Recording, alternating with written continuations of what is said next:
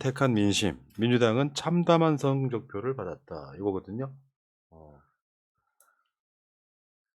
지도 보면은 어제 밤까지만 해도 경기도가 경기도가 빨간색이었죠. 빨간색이었다가 파란색으로 바뀌는 뭐 네. 어떻게 보면 기적 같은 네. 일이 일어났고 어찌됐건 지금 이렇게 보면은 민주당이 제주도 포함해서 총 5석, 국민의힘이 12석 이런 결과가 나왔더라.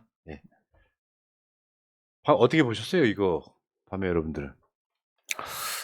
솔직히 짜증이 확 났었죠. 그러니까 뭐 사전 투표 출구 조사 나왔을 때 전 충남 쪽에서 한석 정도는 나오지 않을까라는 생각을 좀 하고 있었는데 한석도 못 받았다라는 거, 그리고 뭐 경기도도 일단은 그 상황에서는 좀 지는 걸로 나오다 보니까 조금은 암울했었는데, 또 한편으로는 또 새벽에 또 경기도 이기고 또 자고 일어나서 보니까 그래도 조금 뭐라 그럴까, 그 정신승리? 이런 부분들을 좀 해야겠다 생각을 좀 그러니까 했었어요. 우리 인생은 원래 정신 승리인 거예요. 그거 있잖아. 정신 승리하는 거지. 그 중에서도 좋은 점을 찾아서 위안 삼고 사는 거지. 네. 뭘 자꾸. 저는 어제 인제 출구 조사 전에 찌라시를 받았어요. 그게 한 5시 경이었는데 5시 한 30분? 되게 좋지 않은 거였는데 내용이 그 뭐 MBC 모 관계자가 보내준 거라고 하면서 받은 건데 개항도 힘들고 경기도 힘들고 뭐 이런 걸 받았어요. 그래서 제가 또 개표 방송도 가고 있고 막 이랬는데 그러니까 마음에 딱 왜 단단한 각오 같은 게 생기잖아요. 그러다가 결과를 보니까 좀 새벽에 깨서도 오히려 지금 아까 우리 푸나님 말씀하셨지만 완전히 다 질 것 같았다가 오히려 좀 나아진 것 같아서 대선 패배 때보다는 조금 덜하네요, 충격이. 경기도는요. 경기도는 대한민국의 4분의 1이라고 4분의 보시면 돼요. 1이죠. 4분의 1. 1,400만 그걸 인구. 가져왔단 말이에요. 그렇죠. 그거 잘한 거죠. 근데 이제 애초에 어려운 선거이기 때문에 사실은 대통령 윤석열이 취임하고 나서 한 20여일 만에 벌어지는 선거고, 또 허니문 기간인 것도 있고, 또 우리가 이제 당내에서 실수한 것도 있고, 여러 가지 상황 속에서 어려운 선거이기 때문에 뭐 낙승을 기대할 수는 없었지만 그래도 좀 더 기대를 했었잖아요. 근데 그럼에도 불구하고 조금 아쉬움에 잠을 들었었는데, 그나마 깨고 나니까 경기도가 이겨가지고 사실은 살짝 좀 패배했음에도 불구하고 그렇게 막 대패한 것 같지 않은, 그래도 열심히 싸웠다라는 생각을 좀 했습니다. 그 충청도 특히 세종이나 그 대전 같은 데는 굉장히 아쉽더라고요. 박빙이었거든요. 네. 뭐 굳이 이제 이야기하자면 거기서 충청에서 한 2석 정도만 가져왔어도 가져왔으면. 굉장히 선방한 네. 선거였을 것 같은데 뭐 지난 얘기고요. 자, 새날의 마스코트이신 우리 최민희 전 의원님, 경기도 남양주에서 그 주광덕의 아쉽게 패배를 한 이런 네. 지점이 있어서 제가 뭐라고 위로를 드려야 될지 굉장히 좀 안타까웠다 이런 말씀을 드리고요. 최민희 의원의 낙선 인사를 잠깐만 보겠습니다.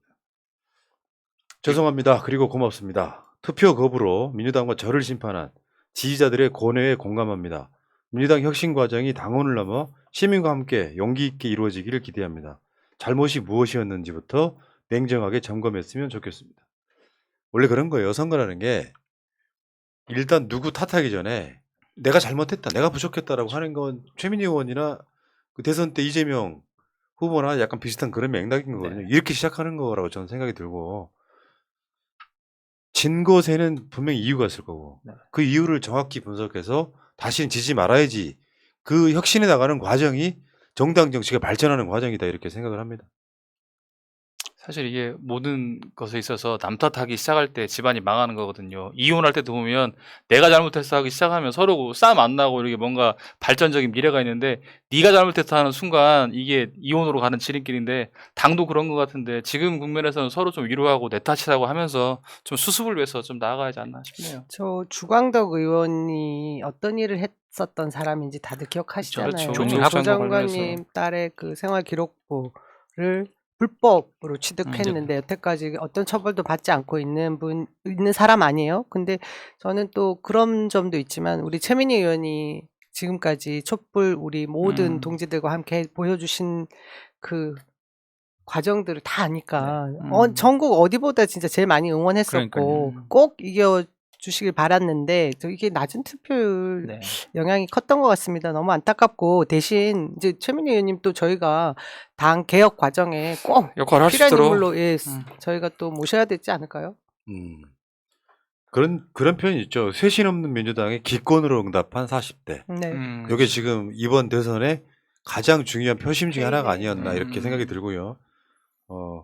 그리고 또 이재명 개항을 후보는 당선됐는데 그랬다 그래요. 본인 개항을 보궐선거 후보일 뿐 아니라 민주당의 총괄 상임선대위원장이 있기 때문에 당이 선거를 진 것에 대해서 이제 당선 축하를 하는데 꽃다발 주지 말라. 그래서 꽃다발이 없었다라고 하더라고요. 진짜 사실 꽃다발이 없으니까 이게 당선이 된 건지 무슨 화면인지조차도 모르겠는데 아마 이재명 후보가 이제 당선됐음에도 불구하고 꽃다발을 달라고 하지 만 것은 사실은 본인이 상임 선대위원장으로서 책임을 지고 어떤 그런 모습을 보이기 위한 것 같은데 꽃다발이 없다는 것을 또 공격의 빌미로 삼는 어떤 그런 분들이 있어서 좀 안타깝습니다. 네. 자, 어쨌건 이거는 결과적으로 본인은 이겼지만 지방선거 전체는 졌다는 것에 대한 그 미안함 이런 걸 그렇죠. 표현했던 것 같고요. 이제 그게 이재명의 책임이냐 아니냐는 이따가 이야기 한번 해보고 네. 이재명 의원이 됐어요. 이제 이재명 윤영선 후보 여론조사 어떻게 나왔습니까 지금까지? 말도 안 돼. 말 지는 걸로 나왔죠. 이게 경인일보하고 모노리서치가 의뢰했던 바로 이게 사실 결정타 중에 한 명이었거든요. 네. 윤영선이 이기는 걸로 나오는 여론조사. 그러면 이재명 후보 입장에서는 밖으로 나가기 힘들어져요. 그렇죠. 만약에 밖으로 나가면 여론조사 쥐고 있는데도 네. 밖으로 나가는 이재명 그러면 공격을 할 거 아니에요. 네. 어쩔 수가 없었던 것 같고 저는 이거 말고도 하나 더 있었거든요. 이재명 후보가 지는 걸로 나왔던 여론조사가 난 가끔씩 물어보고 싶은 게 있어요. 과학이라면서요. 그 이재명 후보가 개항에 묶여서 선거운동을 했더니 이긴 거예요? 그렇게 보십니까? 저게 지난주에 저희가 방송에서 말씀드렸지만 이재명 후보가 약간 외부 활동, 그러니까 외부 지원을 조금 중지하고 조용한 선거로 좀 변환시킨다 했어서 이제 그런 부분 말씀드렸는데 그 결정적인 역할을 한 게 저 말도 안 되는 여론조사였죠. 지금 저건 그나마 좀 적은 표차였죠. 그 다른 거는 제가 알기로는 더 크게 벌어졌었던 걸로 기억하거든요. 저 여론조사 결과를 보면 저희가 의도를 가진 여론조사가 네. 충분히 가능하다라는 건 여론조사 기관의 전문가들도 하는 얘기거든요. 그래서 앞으로 이 부분에 대해서 제도적으로 뭔가 장치를 마련해야 될 부분이 있을 것 같습니다. 지금 이 얘기를 우리가 물론 이제 우리가 져서 이런 말씀드리는 게 아니. 아니라 지난 보궐선거서부터 시작을 해서 대선이라든지 지금까지 계속 이어지고 똑같은 반복을 지금 하고 있는 것이고 그에 대해서 엄단을 제대로 예. 하지 않았으니까 예. 계속 반복되고 있다 생각하고 있습니다. 실제로 그런데 출구조사를 보니까 출구조사랑 비슷하게 지금 나왔던 거거든요. 이재명 후보는 이제 55% 정도 얻었는데 실제로 보니까 이게 대체 뭐야 이런 생각이 들잖아요. 그러니까 여론조사 기관들은 그럴 수 있어. 뭐 깜깜이 기간에 이재명으로 집결했다 같은 뭐 말도 안 되는 개소리세요. 내가 봤을 땐 그래. 실제로 이런 여론은 여론조사가 실제로 민심을 끌고 가버린 형태가 돼버린다고 보고 결국에는 이재명 후보가 55.2%로 이겨서 10% 이상 차이가 났단 말이에요. 근데 저 여론조사들 몇 개가 이재명 후보를 인천에 묶어둬 버렸던 측면이 분명히 있는 거죠. 사실은 이제 그 여론조사 기관들이 핑계를 뭐 여론이 계속 움직인 거다 이렇게 말을 할 수도 있지만 사실은 저런 여론조사들이 모여가지고 사실 지지율을 다 끌어내는 측면이 분명히 있었을 겁니다. 54%가 아니라 60% 이상 나왔을 텐데 불구하고 저런 요소들 때문에 여론이 밑으로 조작된 거죠. 또 저것 때문에 이재명 후보가 발이 묶이는 바람에 진짜로 몇백 표 박빙으로 진 곳도 있잖아요. 그런 부분들이 어떻게 보면 우리가 큰 손해를 봤다. 저는 그렇게 생각하고 있습니다. 그러니까 민주당은 여론조사 탓을 하기 힘들겠지만 우리 같은 지지자들은 할 수 있는 이야기예요. 여론조사가 사실은 당락을 결정해버리는 거. 실제 여론을 반영한다기보다는 전 맨날 주장을 합니다. 물론 이제 여론조사 쉴드 치시는 분들이 무슨 샘플에 문제가 있었을 것이다. 다 큰 핑계에 지나지 않는 거예요. 과학이라고 할 정도면 그런 여러 가지 환경적 요인들을 다 반영할 수 있어야 실제로 여론을 반영해 줘야 되는 거 아니에요. 근데 그 여론조사가 예를 들면 뭐 어쩌다 보니까 전체적으로 봤을 때 한 2, 3%가 틀렸다 하면 네. 그렇죠. 그럴 수 있지만 저런 식으로 10% 이상 차이가 나는 여론조사가 계속 장난질이 계속되고 있는 것은 문제가 있다 이렇게 보는 거고 어쨌건 이번 지방선거의 가장 큰 페인으로는 아까도 말씀드렸지만 투표율이 낮았다는 게 실제로 보니까요 그 다는 아닌데 이번에는 그 사전투표의 득표율하고 사전투표하고 본투표의 득표율 이렇게 보도를 해줬었잖아요. 사전투표가 분명히 진보가 높은 건 맞아요. 대개는 되게 높아. 그런데 일반화돼서 투표율이 3일이라는 과정에 첫날, 둘째 날, 셋째 날 이런 과정에 우리는 이제 20% 정도 가장 높았던 지선 투표율을 보면서 아 이게 가장 높았던 지선 투표율이 가겠구나 했었는데 웬걸 역대 지방선거 중에서 두 번째로 두 낮은 번째. 투표율이 돼버린 거죠 지금. 요거는 확실히 분석은 좀 필요할 것 같아요. 그러니까 이제 그런 느낌이죠. 아주 산술적 계산으로 이재명 찍었던 대선에 찍었던 사람들이 투표장에 많이 몰려나오면 우리가 이긴다라는 생각이 있었는데 실제로는 정권을 가져간 쪽이 투표장이 더 많이 나온 거죠. 네. 그쵸. 이번에 그 사전 투표가 도입된 거는 역대 최저.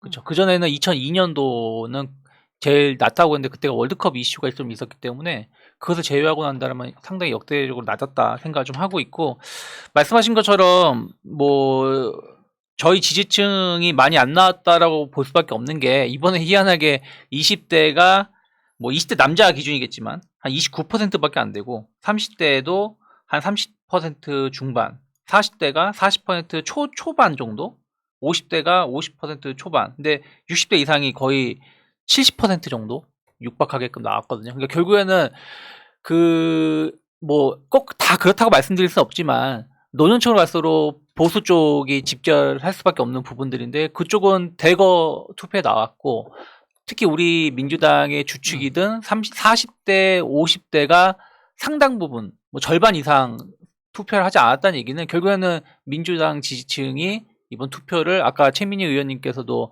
글 쓰신 것처럼 투표 거부를 통해서 조금 민주당을 심판한 것이 아닌가 생각하고 있습니다. 그것도 있고 전국을 주도할 만한 이슈가 없어서 투표율이 좀 저조한 게 아닌가 싶은데 2010년 같은 경우는 뭐 서울을 중심으로 해서 무상급식 이슈가 있어서 투표장으로 사람들이 좀 나왔고 2014년도 같은 경우는 세월호 이슈 때문에 정말 정부 역할이 무엇인가, 국가 역할이 무엇인가 이런 것 때문에 좀 투표장으로 나왔었고 2018년도 같은 경우는 우리 문재인 정부 들어서가지고 남북 정상회담도 있고 하면서 대북 이슈 이런 것들이 있어서 좀 나왔는데 올 선거 같은 경우는 그냥 특별한 이슈가 있었던 게 아니라 거의 없었다고 봐야죠. 대선의 연장선상 정도로 생각을 하니까 사람들이 많이 지쳤고 그러다가 보니까 투표장으로 좀 발길이 이어지지 못한 게 아닌가 싶습니다. 이제 그것도 있겠지만 한편으로 보면 민주당에 실망한 사람들, 그러니까 그렇죠. 민주당의 지금 절대 지지층이 40대라고 하면 40대가 투표장에 안 나왔다는 게 데이터로 나온 거잖아요.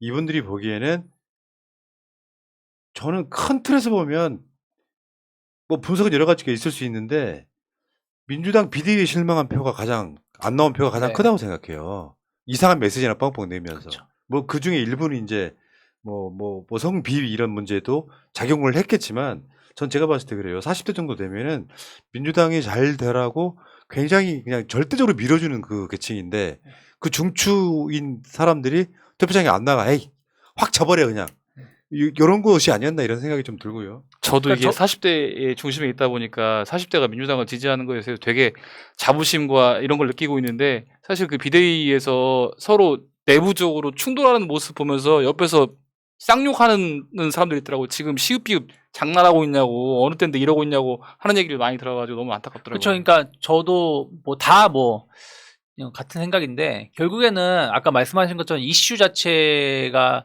뭐 부재했다라고 말하는데 그 이슈가 부재했다는 얘기는 반대로 말하면 민주당에서 이슈를 못 만들었다라고도 말할 수 있다 생각을 좀 하고 있어요. 어떤 뭐 그 용산 집무실 이전이든 혹은 뭐 장관 개판인 장관 뭐 임명이든 뭐든 이런 부분들에 대해서 뭔가 이슈를 만들어줬어야 되는데 그런 이슈를 못 만들어줬고 후보 선발도 상당히 뒤늦게 맞아요. 그러다 보니까 선거 자체를 우리가 스스로가 조금은 늦기 시작하면서 맞아요.